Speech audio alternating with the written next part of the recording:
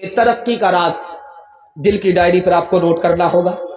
تجربے کی عمر نہیں ہے، کتاب میں لکھا ہوا ہے، نقل کر رہا ہوں، لیکن آپ نے عمل کیا، گارنٹی ہے 1 سال میں آپ کو اللہ 10 سال کے برابر ترقی دے گا انشاءاللہ. کرنا کیا ہے؟ حلال کمانا ہے، حساب سے خرچ کرنا ہے. گارنٹی ہے، مسند رسول پر بیٹھ کر کے میں گارنٹی لیتا ہوں، 1 سال میں اللہ آپ کو 10 سال کے برابر ترقی رکھے گا.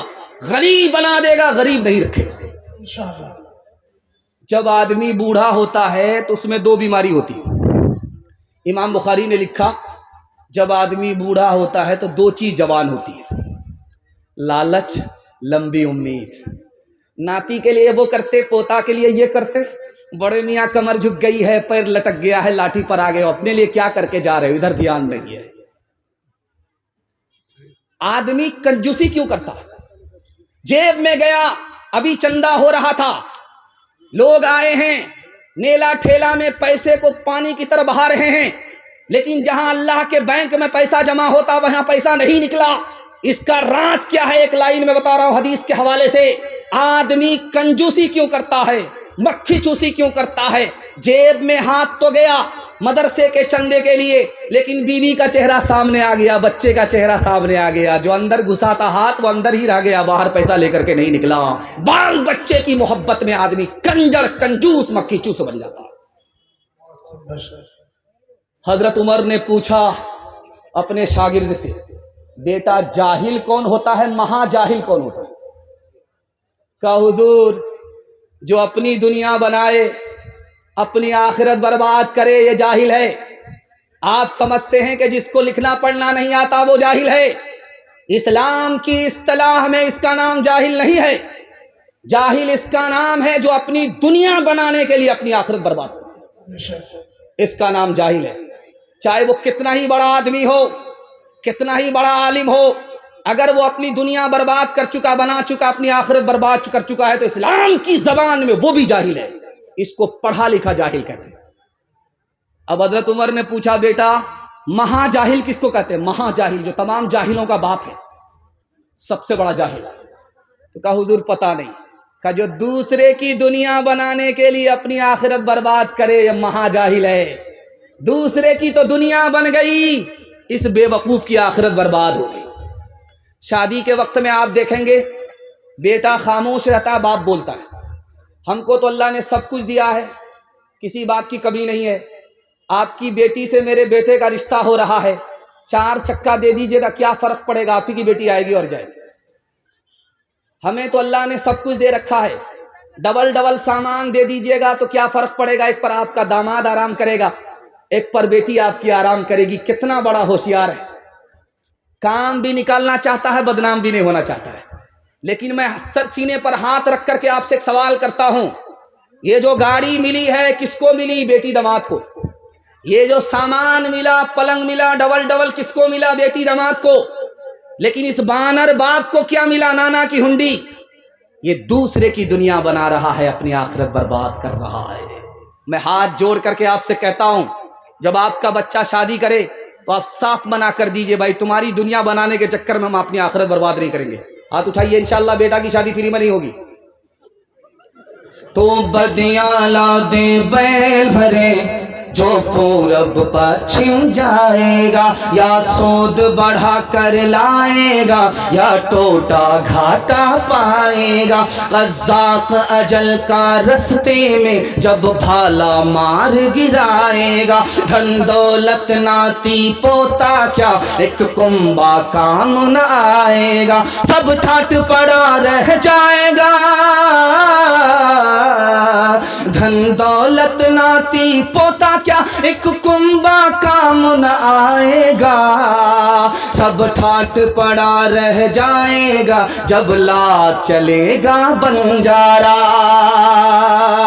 کر تو بھی ترقی دنیا میں اسباب تجارت پیدا کر. کر تو بھی ترقی دنیا میں، کر تو بھی ترقی دنیا میں اسباب تجارت پیدا کر. قارون کی دولت ٹھکرا دے، عثمان کی دولت پیدا کر. پیغام ختم ہو گیا. آخری پیغام مال و دولت کے حوالے سے، آپ کو حساب سے خرچ کرنا ہے، میں گارنٹی لیتا ہوں آپ کو کوئی غریب بنا نہیں سکتا، دنیا آپ کو پیچھے نہیں رکھ سکتی۔ نبی صلی اللہ علیہ وسلم کے زمانے میں صرف 2 دعوت تھی، کھانے کی دعوت، صرف 2 دعوت تھی۔ ایک دعوت کا نام تھا ولیمہ، دوسری دعوت کا نام تھا عقیقہ۔ عقیقے کا مطلب ہے کہ باپ اپنے بیٹے کی طرف سے، بیٹی کی طرف سے رشتہ دار کو، غریب کو، دوست احباب کو بلا کر کے دعوت کھلا رہا ہے کہ اللہ نے مجھے بیٹی کا باپ بنایا، بیٹے کا باپ بنایا، اس کا نام عقیقہ ہے۔ نبی صلی اللہ علیہ وسلم کے زمانے میں یہ دعوت تھی۔ ہمارے نبی کے زمانے میں دوسری دعوت، لڑکے نے لڑکی سے شادی کی، شادی کیا اور اپنے گھر لے کر کے آیا، اس خوشی میں کہ یار میں جوان رہا، زندہ رہا، میری شادی ہو گئی، اللہ اس کی برکت سے مجھے صاحب اولاد بنائے، گناہ سے بچائے، سکون دے۔ اس خوشی میں اس نے اپنے رشتہ دار کو بلا کر کے دعوت کیا، اس کا نام ولیمہ ہے۔ حضور کے زمانے میں صرف 2 دعوت تھی، لیکن ہم نے کتنی دعوت کا اضافہ کیا آپ سنتے جائیے۔ بچے کا ختنہ ہوگا، ہم نے دعوت کیا، یہ دعوت نبی کے زمانے میں نہیں تھی۔ نیا مکان بنائے، پانی کی طرح پیسہ اڑا دیا، یہ دعوت نبی کے زمانے میں نہیں تھی۔ بیٹی والے کے یہاں گئے، 100 آدمی کو لے کر کے گئے، 100 گاڑی لے کر کے گئے، حلوائی کی دکان، نانا جی کا فاتحہ، یہ دعوت نبی کے زمانے میں نہیں تھی۔ جانتے ہیں مدراس میں قاضی صاحب نکاح پڑھانے کے لیے آئے، رجسٹر جب مکمل ہو گیا تو کہا 3 لاکھ قاضیانہ جمع کرو، اس کے بعد نکاح پڑھائیں گے۔ لوگوں نے کہا، میزبان نے کہا تم بڑے بے شرم قاضی ہو، ٹوپی پہن کر کے، داڑھی رکھ کر کے 3 لاکھ کا ڈیمانڈ کر رہے ہو۔ تو اس نے کتنا پیارا جواب دیا کہ ہم سے بڑے بے شرم تو تم لوگ ہو، ایک شادی میں جس کو سادگی سے انجام دینا چاہیے 30 لاکھ روپیہ تم نے پانی کی طرح بہایا ہے۔ جب تم کو شرم نہیں ہے تو ہم کو بھی شرم نہیں، 3 لاکھ قاضیانہ پہلے جمع کرو، اس کے بعد نکاح کرو۔ ہاتھ اٹھا کر کے وعدہ کیجئے، پیسے کو پانی کی طرح نہیں بہائیں گے، سادگی کے ساتھ نکاح کریں گے۔ میں گارنٹی لیتا ہوں اللہ آپ کو غنی بنا دے گا، قرض میں نہیں رکھے گا، اللہ آپ کو 10 سال کے برابر 1 سال میں ترقی دے گا۔ ہاتھ اٹھائیے، سادگی کے ساتھ نکاح کریں گے، فیشن کے ساتھ نکاح نہیں کریں گے انشاءاللہ۔ بتاؤ کیسے بچے ایمان، بتاؤ کیسے بچے ایمان، کیسے بچے ایمان، بتاؤ کیسے بچے ایمان۔ رسم تلک اب عام ہوئی ہے، کام ہے کتنا گندا، لڑکی والوں کے ہی گلے میں لگ جاتا ہے پھندا، لڑکی والوں کے ہی گلے میں لگ جاتا ہے پھندا۔ بیچ رہے ہیں یہ لڑکے 2 پیسوں میں ایمان، بتاؤ کیسے بچے ایمان، بتاؤ کیسے بچے ایمان۔ دکھ ہے لڑکی والے بیچاروں کا ہے اب یہ حال، بیٹی کی شادی میں نکالے پہلے گھر سے مال، گدھ کی طرح سے نوچ رہا ہے انسان کو انسان، بتاؤ کیسے بچے ایمان، بتاؤ کیسے بچے ایمان۔ بات ہوئی تھی 200 باراتی، منگنی میں بس 30، کھانے میں جب گنتی ہوئی تو نکلے 420، کھانے میں جب گنتی ہوئی تو نکلے 420۔ بے دعوت کے کھاتے کیوں ہیں یہ زائد مہمان، بتاؤ کیسے بچے ایمان، بتاؤ کیسے بچے ایمان۔ ہاتھ اٹھائیے، وعدہ کیجئے دوسرے کو دیکھ کر دکھا کر کے ولیمہ کریں گے انشاءاللہ۔ خیر ماشاءاللہ 4-5 آدمی، 2-4 ہاں اٹھاتے رہی، کنیا کے بھی ماموں، دلہا کے بھی ماموں، آدھا ادھر آدھا ادھر۔ خیر اللہ سلامت رکھے۔ جوانوں کے حوالے سے پیغام، نیا سال آنے والا ہے، ٹھیک 12 بجے دھماکہ ہونے والا ہے۔ یہ غبارہ سیدھا آسمان میں پہنچے گا لیکن جلدی ہی پھوٹ جائے گا، 2024 کے لاسٹ تک نہیں جائے گا یہ، لیکن ٹھیک 12 بجے دھماکہ ہونے والا ہے۔ جوانوں کے حوالے سے پیغام، ہمارے جوان سننے کے لیے تیار؟ ہاتھ اٹھائیے انشاءاللہ۔ بوڑھے لوگ غلطی سے ہاتھ مت اٹھائیے، آپ لوگ دوبارہ جوان ہونے والے نہیں، سیدھا جنت میں جا کر کے جوان ہوں گے۔ ہمارے جوان 3 چیزوں میں برباد ہیں، موبائل میں برباد ہے، یہ دیکھ رہے ہیں موبائل، یہ بیان کے لیے موبائل ہے، لیکن جب یہ بیان فلم میں استعمال ہوتا ہے تو 3 نقصان کرتا ہے۔ پہلا نقصان یہ ہوتا ہے کہ دل سے گناہ کا احساس ختم ہو جاتا ہے۔ احساس جو گناہ کا دل میں پیدا ہوتا ہے، موبائل میں گندی فلم دیکھنے کی وجہ سے وہ احساس ختم ہو جاتا ہے۔ اور 10 منٹ آپ صرف موبائل دیکھیے، آپ کا دل چھوٹا ہو جائے گا۔ آپ کا دل موبائل دیکھنے سے پہلے بڑا تھا، 10 منٹ صرف دیکھیے، کل تجربہ کر کے دیکھ لیجیے، آپ کا دل چھوٹا ہو جائے۔ کیوں جانتے ہیں کیوں؟ موبائل میں بڑا بڑا مکان دیکھتا ہے، موبائل میں بڑی بڑی قیمتی گاڑی دیکھتا ہے، سوچتا ہے یار اللہ نے ان لوگوں کو مالا مال کر دیا، ہم کو کنگال کر دیا۔ ناشکری کی وجہ سے دل چھوٹا ہو جاتا ہے۔ جانتے ہیں موبائل میں سب سے بڑا نقصان کیا ہے؟ جو آدمی دیکھتا ہے وہی نقل کرتا ہے۔ موبائل میں دیکھا، فلم میں دیکھا چوری ڈکیتی کرتے ہوئے، ساتھ میں ہتھیار رکھنے لگا، چوری ڈکیتی کرنے لگا۔ ایک موبائل، 3 نقصان، زبان بچ جائے 3 فائدے۔ اچھا موبائل سے ہوتا کیا ہے؟ آدمی نظر بازی کر رہا ہے، عشق بازی کر رہا ہے، ماں باپ کی پسند سے لڑکی پسند نہیں، جو موبائل فیس بک پر ٹیپ ٹاپ لڑکی آ رہی ہے وہ پسند ہے۔ ٹیپ ٹاپ لڑکی سے نظر بازی کرنے کے نتیجے میں 3 نقصان، دل تاریک اور سیاہ ہو جاتا ہے، دین دنیا دونوں برباد، اور انجام برا ہوتا ہے۔ یہ لڑکی جیب کاٹنے والی ہوتی ہے، یہ اکاؤنٹ کی مالک بن جاتی، گھر کی مالک بن جاتی، اس کے بعد بیچ میں لات مار دیتی ہے۔ یہ دھوبی کا گدھا، نہ گھر کا رہتا ہے نہ گھاٹ کا رہتا ہے۔ آپ بنگال میں ہیں تو آپ یہ مت سمجھیے کہ دارو جائز ہے، یہ تو بنگال کی سرکار لائسنس دیتی ہے دارو پینے اور پلانے پر، لیکن جو سب سے بڑی سرکار ہے خدا کی سرکار، اس سرکار میں ایک قطرہ حرام ہے۔ اگر دارو ہم پیتے ہیں 3 نقصان، 80% جوان ہمارا دارو پینے کی وجہ سے خودکشی کر رہا ہے، 74% جوان ہمارا دارو پینے کی وجہ سے جیل جا رہا ہے، 79% جوان دارو پینے سے پہلے کروڑ پتی تھا، دارو پینے کے نتیجے میں کنگال ہو گیا۔ اب ٹھیک آپ دیکھیں گے کل صبح نیا سال منانے کے لیے، جشن منانے کے لیے لوگ گھر سے باہر نکلیں گے، اس کے بعد دارو لیں گے، چکھنا لیں گے اور بولیں گے نیا سال مبارک ہو، نیا سال مبارک ہو۔ میں ہاتھ جوڑ کر کے آپ سے کہتا ہوں، فلسطین کے مسلمان کا قتل عام ہو رہا ہے۔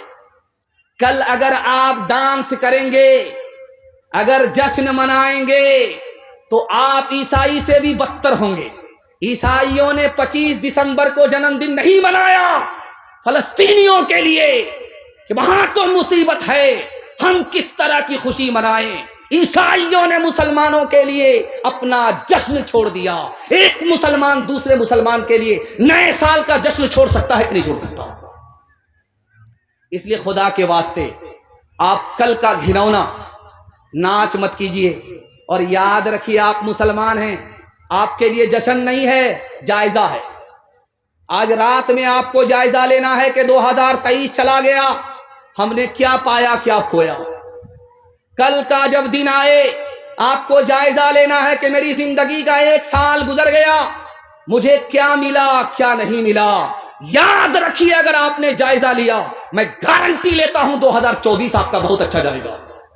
لیکن کل آپ نے اگر جشن منایا، دارو پی کر کے بسم اللہ خراب کیا، میں گارنٹی لیتا ہوں جیسے پچھلے سال گیا برا گیا ہے، 2024 بھی برا جائے گا۔